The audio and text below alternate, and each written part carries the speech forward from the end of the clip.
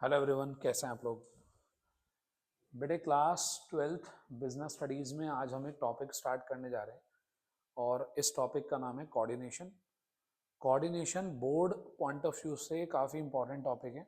इसमें हमारे दो टॉपिक कवर होते हैं, एक तो कोऑर्डिनेशन की इम्पोर्टेंस और दूसरा हमारा कवर होता है कोऑर्डिनेशन के फीचर्स। ठीक है, तो जो हमारी 15 डेज़ की जो हम सीरीज चला रहे हैं कि 15 डेज़ में हम अपना एक बार पूरा अच्छे से रिवीजन करेंगे।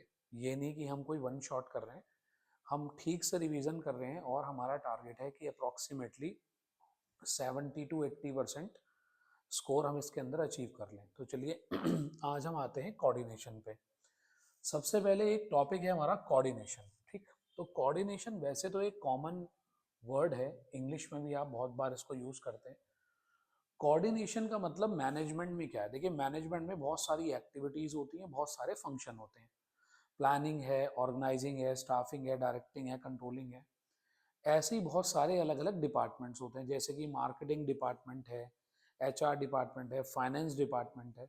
सब अपने अलग अलग काम कर रहे हैं, लेकिन आप सोचिए कि अगर सब लोग अपने अपने काम करते रहें, दूसरों के साथ अंडरस्टैंडिंग इस्टेब्लिश ना करें, तो कभी भी हमें कॉमन गोल को अचीव नहीं कर पाएंगे।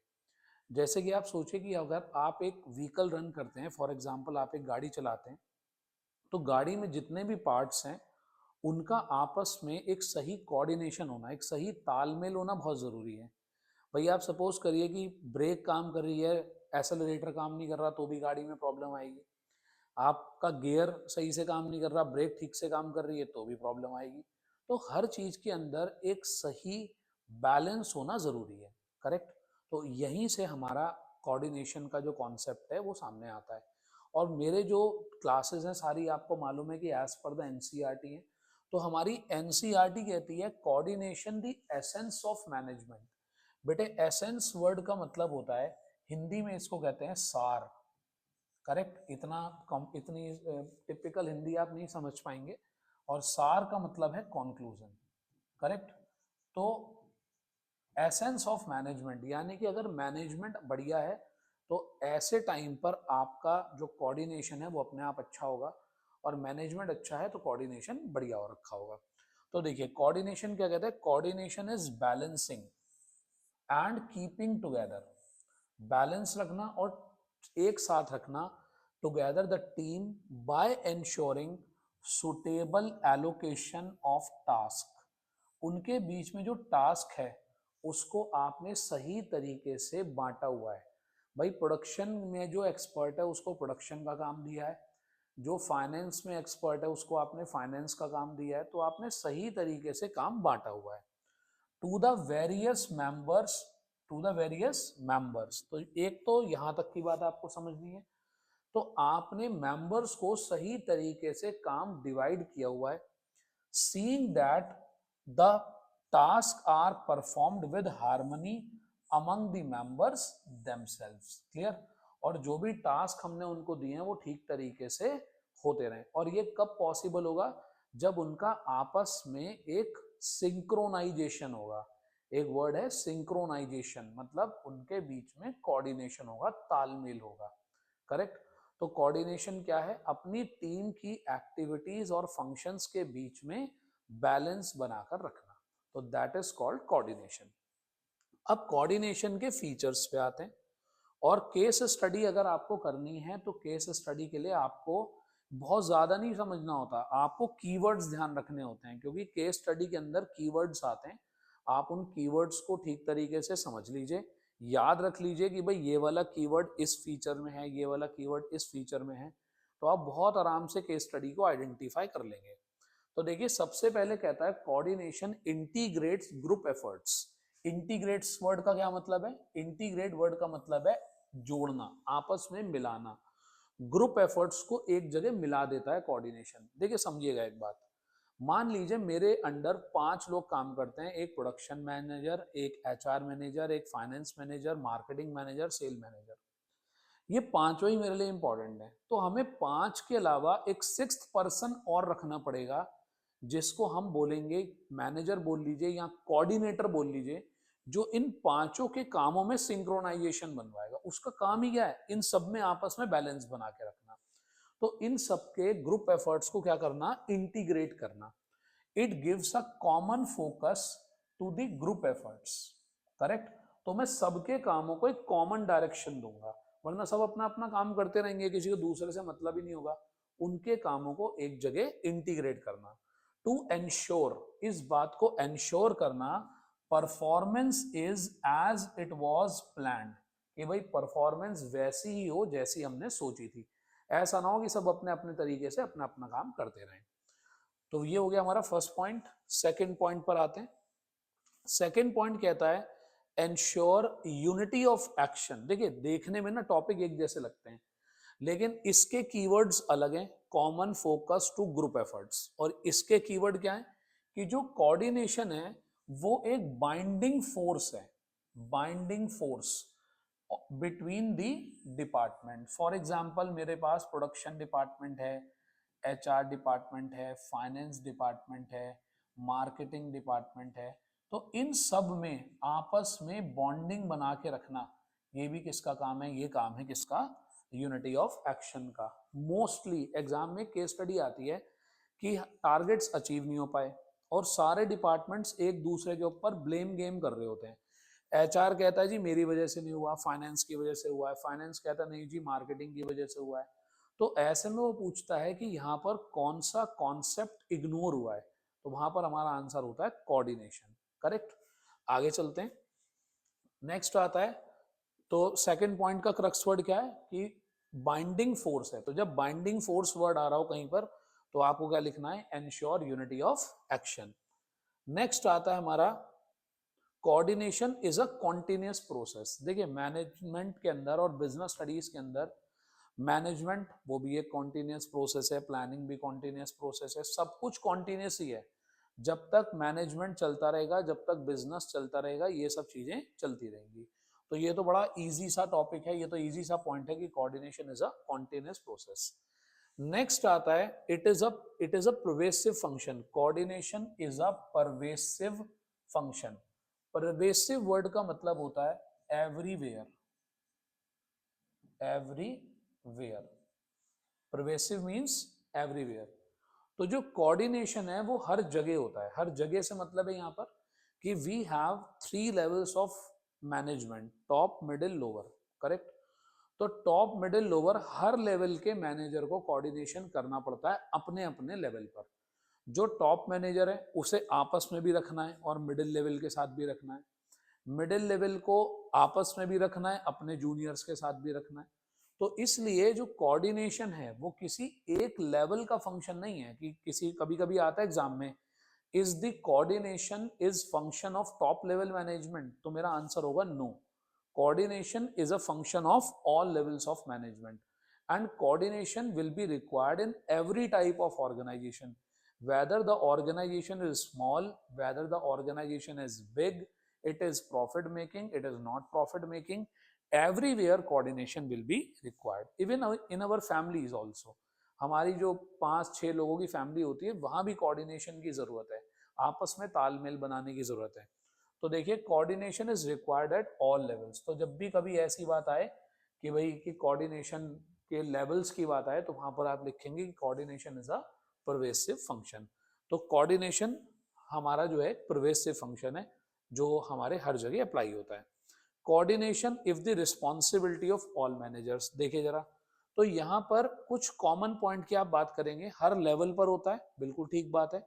तो पढ़िए, coordination is required at all levels of management due to the interdependent nature of activities, क्योंकि सबकी एक्टिविटी एक दूसरे पर डिपेंड है। अब ये पॉइंट और ये पॉइंट, ये दोनों लगभग आपको एक जैसे से लगेंगे पढ़ने में। वहां पर कहता है ऑल लेवल्स ऑफ मैनेजर और यहाँ पर कहता है, तो जब भी कभी टॉप मिडिल लोअर लेवल की अलग अलग बात करें या रैंक देकर बात करें, तो आपको ये पॉइंट कोट करना होता है कि coordination if the responsibility of all manager. दोनों पॉइंट आपस में कोरिलेटेड है। और अगर कहीं पर भी आपको कंफ्यूजन लगे भाई कि भाई दोनों में से कौन सा लग रहा है, तो आप दोनों ही पॉइंट मेंशन करके आ सकते हैं।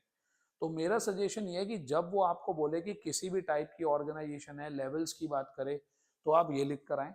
और जब ये दिया हुआ हो कि भाई ऑपरेशनल लेवल है, मिडिल लेवल है, टॉप लेवल है, तो आप वहां पर मेंशन करके आए कि coordination is responsibility of all manager.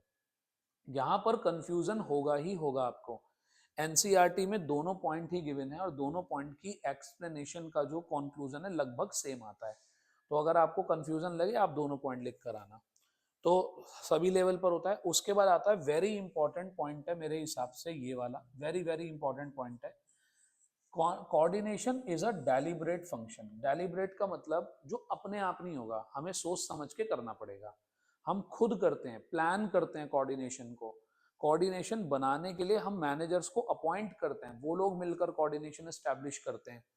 तो देखिए क्या लिखा है, a manager has to coordinate the effort of different people in a conscious, conscious समझते हैं ना, अनकॉन्शियस किसको कहते हैं, जब कोई पर्सन बेहोश होता है। तो कॉन्शियस का मतलब क्या होता है, होश में। तो सोच समझ कर। तो कोऑर्डिनेशन अपने आप नहीं बन जाता, कोऑर्डिनेशन हमें बनाना पड़ता है। एंड डेलिब्रेट मैनर, और सोच समझकर। डेलिब्रेट का मतलब होता है जानबूझकर। Even where members of a department willingly cooperate. देखिए कई बार क्या होता है कि हमारे पास एक छोटा सा ग्रुप है, कम लोग हैं, वो आपस में ही अच्छा कोऑर्डिनेशन है उनका, आपस में ही तालमेल बनाकर काम करते हैं, लेकिन फिर भी it is the responsibility of manager कि उन्हें इंश्योर करना चाहिए कि हाँ भाई इनके बीच में सही कोऑर्डिनेशन है। क्लियर। तो ऐसा नहीं कि आप ये सोचो कि भाई ये तो कम ही लोग हैं तो अपने आप ही अपना कोऑर्डिनेशन एस्टैब्लिश कर लेंगे, नहीं, आपको उसको मॉनिटर करता रहना है। तो ये हमारे खत्म होते हैं यहाँ फीचर्स, और साथ में ही कोऑर्डिनेशन का अगला टॉपिक आता है हमारा importance of coordination. There are 3 points of importance. Number 1, कोऑर्डिनेशन क्यों जरूरी है। Number 1, growth in size. आजकल जो हमारी ऑर्गेनाइजेशंस हैं, जो बिजनेस ऑर्गेनाइजेशंस हैं, उनका साइज बहुत बड़ा होता जा रहा है, वो बहुत बड़ी होती जा रही हैं ऑर्गेनाइजेशंस। करेक्ट। पहले जैसे नहीं कि 10-20 लोग काम करते थे, आज की डेट में thousands of people are working in a company. उनको मैनेज करने के लिए hundreds of people are required. तो बड़ी सिंपल सी बात है कि जब बहुत बड़ा स्ट्रक्चर बन जाता है किसी ऑर्गेनाइजेशन का, तो उनमें कोऑर्डिनेशन की उतनी ही ज्यादा जरूरत होगी। तो देखिए, an organise as organisation grow in size, the number of people employ by the organisation also increase. It becomes necessary to ensure that all individual work toward the common goals. अगर हम सबको कोऑर्डिनेट नहीं करेंगे तो सब अपने अपने हिसाब से काम करते रहेंगे, तो इसलिए कोऑर्डिनेशन रिक्वायर्ड है। फर्स्ट आ गया। अब इसके बाद इसका सेकंड टॉपिक देखिए, फंक्शनल डिफरेंशिएशन। यहां पर हमें मार्क करना है कि भाई हमारे पास आजकल के टाइम में डिफरेंट डिपार्टमेंट्स होते हैं, अलग अलग डिपार्टमेंट्स है हमारे पास, और सारे ही डिपार्टमेंट्स के काम हमारे लिए बड़े इंपॉर्टेंट है। क्या प्रोडक्शन के बिना ऑर्गेनाइजेशन चल सकती है, नहीं। एचआर के बिना चल सकती है, नहीं। फाइनेंस के बिना चल सकती है, नहीं। Everything is important. तो सिंपल सी बात है, हमें उनके बीच में भी क्या एस्टैब्लिश करना है, कोऑर्डिनेशन। इसीलिए कोऑर्डिनेशन इंपॉर्टेंट है क्योंकि आजकल फंक्शन डिफरेंट डिफरेंट होते हैं और different different department different different functions को परफॉर्म करता है। उसके बाद नेक्स्ट पर आते हैं। नेक्स्ट आता है हमारा स्पेशलाइजेशन। देखिए हमारे पास कुछ स्पेशलिस्ट लोग होते हैं, जैसे कि सपोज करिए आपके लॉज देखने के लिए आपके पास सीएस हो सकता है, लॉयर हो सकता है, आपके पास सीए हो सकते हैं, आपके पास इंजीनियर्स हो सकते हैं, आपके पास टेक्नीशियंस हो सकते हैं। आपको इन सब का एडवांटेज लेना है, ये सब हमारे लिए इंपॉर्टेंट है। और अगर हम इन सबको वेल कोऑर्डिनेटेड फॉर्म में नहीं लेके चलेंगे तो सब बिखर जाएगा, सब स्कैटर हो जाएगा। तो अगर हमें कॉमन ऑब्जेक्टिव अचीव करना है तो हमें इन सब की पोटेंशियल का फायदा लेना पड़ेगा। Some coordination is required by an independent person. देखिए इस बात को ध्यान से देखिएगा। अच्छा, आप लोगों को समझाना थोड़ा और भी आसान है। आजकल स्कूल्स में क्या होता है, जैसे स्कूल्स में टीचर्स होते हैं, टीचर्स के बीच में से ही जो एक सीनियर टीचर होता है उसको एक रैंक दे दी जाती है। क्या पता आप में से भी किसी के स्कूल में हो। उसको एक नाम दे दिया जाता है कोऑर्डिनेटर, या उसको नाम देते हैं सुपरवाइजर। करेक्ट। तो कोऑर्डिनेटर और सुपरवाइजर क्या करता है, अपनी टीम में बस एक बैलेंस बनाकर रखता है, कब कौन सा काम करना है, कब किसको कहाँ जाना चाहिए, कब किसको कहाँ नहीं जाना चाहिए। तो ये सारी बातें कौन देखता है, कोऑर्डिनेटर देखता है।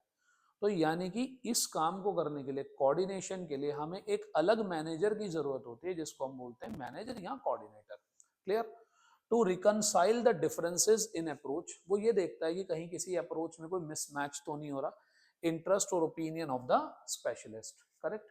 कि पता चले कि जो टेक्नीशियन है वो कुछ अलग बात कह रहा है, इंजीनियर कुछ अलग बात कह रहा है, सब लोग अलग अलग बात कह रहे हैं और वो मिसमैच हो रही है। जब बात मिसमैच होगी तो हम गोल्स को अचीव नहीं कर पाएंगे।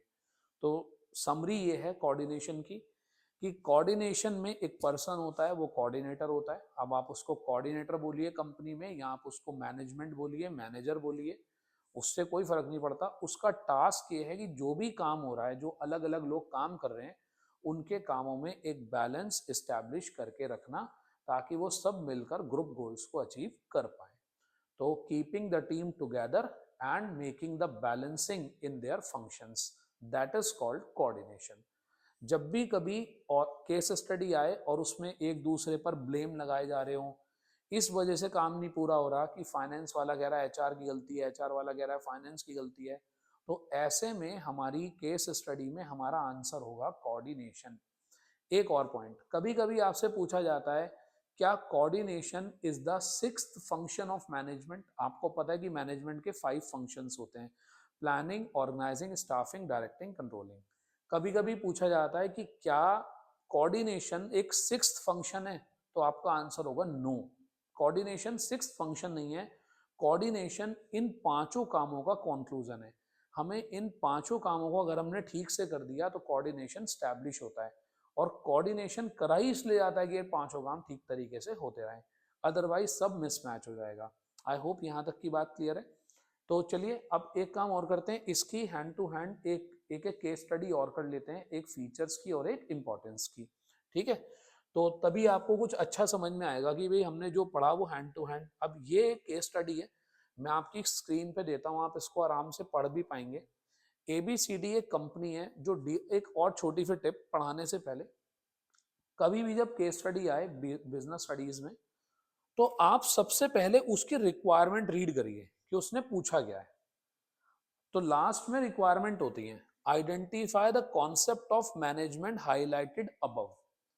अब पहली बात तो यहां वर्ड यूज हो रहा है कॉन्सेप्ट ऑफ मैनेजमेंट, अब फंक्शन नहीं यूज हो रहा। फंक्शन 5 ही होते हैं, कॉन्सेप्ट तो अब हमें ढूंढना पड़ेगा, पूरी बुक में जो भी है सब कॉन्सेप्ट ही है। Write two benefits highlighted in the above paragraph of this concept, इसके 2 फायदे बताने हैं हमें। क्लियर? तो अब एक बार पढ़ लेते हैं कि कोऑर्डिनेशन और उसके बारे में। ABCD incorporation is a company, ये मैं आपकी स्क्रीन पे दे देता हूं, आपको स्क्रीनशॉट लेना हो आप ले सकते हैं। ABCD Incorporation is a company which deals with providing car service at home and on road. There are different departments in this company like human resource, marketing, finance, research and development and operations. The top management of the company tries its level best to synchronize the activities of different departments. आ गई आपको बात समझ में?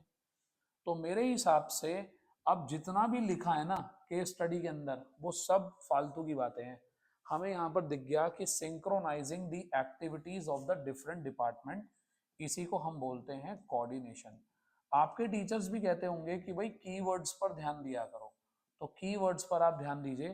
तो keywords के हिसाब से क्या मिल गया हमें? कोऑर्डिनेशन। तो अब कोऑर्डिनेशन बतानी है और हमें उसके 2 बेनिफिट्स बताने हैं। तो देखिए जी, कोऑर्डिनेशन और बेनिफिट्स तो हमारे यहाँ है ही नहीं, इंपॉर्टेंस ही उसकी बेनिफिट है। तो अगर बेनिफिट भी पूछता है तो हम क्या करेंगे? उसकी इंपॉर्टेंस ही लिखेंगे। अब जब आप केस स्टडी थोड़ी और पढ़ लेंगे तो आपको क्लियर होगा कि इसके अंदर आपको 2 इंपॉर्टेंस बतानी थी। The result is the increased efficiency and attainment of goal, however with passing the time the size of the company grown. तो देख रहे हैं आप, size of the company has grown and now there are many branches of the company. The synchronization has turned more important with the increase in the size of the company and number of employee. The department head of the company are specialist. तो आ गया फिर से एक point specialist वाला। तो इसके अंदर 2 importance या 2 बेनिफिट हाईलाइट हो रहे हैं आपके, एक तो ग्रोथ इन साइज और दूसरा है हमारा स्पेशलाइजेशन। क्लियर है? तो सिंपल सी हमारी केस स्टडी थी, पहले हमने एक टॉपिक आइडेंटिफाई करा, वो कौन सा था? कोऑर्डिनेशन। उसके 2 बेनिफिट्स बताने थे। एनसीईआरटी में बेनिफिट कहीं गिवन नहीं है, तो importance is equal to benefits, तो हमने इंपॉर्टेंस ही बेनिफिट्स में लिखे हैं, वही लिखे जाएंगे। कोई कोई चीज क्यों इंपॉर्टेंट होती है, वही उसके बेनिफिट्स होते हैं। तो देखिए जरा यहाँ पर, अब आते हैं क्वेश्चन 2 पे। तो पहले इसकी भी रिक्वायरमेंट पढ़ते हैं, क्या पूछा है उसने? Identify the concept of management and it's characteristics. बेटे करेक्टरिस्टिक्स और फीचर्स दोनों सेम बात होती है, तो चलिए एक बार इसको भी पढ़ते हैं, आप स्क्रीनशॉट लेना चाहें तो आप ले सकते हैं। सागर limited believes in coordination among departments and activities. The company relies heavily on professional coordination. For this, the same takes a step throughout the year. यानी कि वो कोऑर्डिनेशन लाना चाहते हैं, पूरे साल वो कोशिश कर रहे हैं। Coordination is kept bye all the managers regardless of the level, कोई सा भी लेवल हो, ठीक, तो कोई सा भी लेवल हो सबको कोऑर्डिनेशन करना है। Throughout the year the various activities are synchronise without failure, पूरे साल ये चलता रहता है, तो कॉन्टिन्यूस हो गया। Every department ensure that within it every employee and operation is guided by a theme of proper coordination, तो हर डिपार्टमेंट के अंदर कोऑर्डिनेशन हो। Whenever an employee take an action, he consult others, वो दूसरों के साथ डिस्कशन करे, thus properly contributing to his team. The process of coordination is just for not limited to the employees. Even at the department level, the various department use this binding force, आ गया जी binding force वाला भी topic आ गया यहाँ पर। Create perfect harmony among the among them that the organization goals can be fulfilled. All the coordination that occurs in the organization is a result of proper training and premeditated attempts. बेटे premeditated का मतलब होता है अभी जो पीछे आया था सोच समझकर जो हम करते हैं, ठीक है, तो इसमें आया था हमारा प्रीमेडिएटेड मतलब ऑलरेडी आपने उसको ठीक ठाक तरीके से पहले से ही प्लान कर रखा है, ठीक है। तो डेलिबरेट फंक्शन यहाँ पर आएगा, डेलिबरेट फंक्शन, तो डेलिबरेट होता है by the company to get the best result. तो हमें यहाँ पर देखना है कि कौन कौन सी करेक्टरिस्टिक्स लग रही है। अगर आप ध्यान से पढ़ेंगे तो responsibility of all manager, continuous, pervasive, group activity, involve unity of action and coordination is a deliberate function. तो 6 की 6 हमारी जो करेक्टरिस्टिक्स थी वो इसके अंदर अप्लाई हो गई। एक छोटी सी टिप आपको बोर्ड के लिए दे देता हूँ, अगर 1% आपको थोड़ा कंफ्यूजन भी लगता है कि ये वाली करेक्टरिस्टिक्स लग रही है ये वाली नहीं लग रही, तो आप जो है जो आपको ठीक लगे आप ज़्यादा लिख कर आ जाओ, कम मत लिख कर आओ। तो जो सही वाले पॉइंट होते हैं उनको मार्क दिए जाते हैं, ठीक है। आई होप यहाँ तक की बात क्लियर है। तो हमने आज की क्लास में एक टॉपिक अपना कंप्लीट कर लिया है पूरा, कोऑर्डिनेशन, कोऑर्डिनेशन की केस स्टडी और कोऑर्डिनेशन के कुछ कीवर्ड्स मैंने आपको मार्क कर दिए। इसी क्लास को आप बार बार देखते रहें, ठीक है। अपने फ्रेंड्स के साथ जो है इसको शेयर कीजिए, क्योंकि दूसरों के साथ भी डिस्कशन होता रहेगा, दूसरे भी देखें, आप भी देखें। और फिर कोई भी अगर आपको इससे रिलेटेड कोई सजेशन हो यू कैन कमेंट, आप बता सकते हैं आपको। तो मेरी इन सारी क्लासेस में आपको 15 दिन के अंदर अंदर जो भी आपको टॉपिक रिवाइज करने हैं तो वो मैं आपको दे दूंगा, और 15 डेज में करने का तरीका यही होगा, हम एक टॉपिक करेंगे और टॉपिक के साथ हम आगे उसकी केस स्टडीज करेंगे, ठीक है। चलिए मिलते हैं नेक्स्ट क्लास में। Thank you, have a nice day.